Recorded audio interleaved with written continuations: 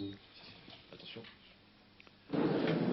sourit, le président libanais, il le peut. Alors qu'il présente son Premier ministre, la communauté internationale lui confirme son appui. Les ambassadeurs des grandes puissances sont tous venus le saluer, ainsi que Selim Ross. Un nouveau Premier ministre, pas très nouveau. Il occupait sensiblement les mêmes fonctions il y a quelques jours. Il dirigeait alors le gouvernement du Liban, contrôlé par la Syrie. Depuis hier, ses pouvoirs s'étendent à tout le pays. Théoriquement, ce musulman sunnite reste contesté par la majorité des Libanais du pays chrétien. Comme le président de la République René Mouawad, Selim Ross ne peut quitter Beyrouth-Ouest et la protection des soldats syriens.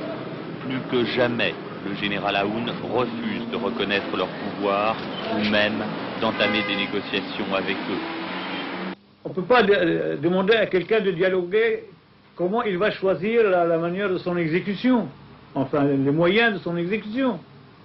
Vous voyez, il faut bien que le dialogue se fait autour d'une idée équitable, juste, mais pas autour de la reddition.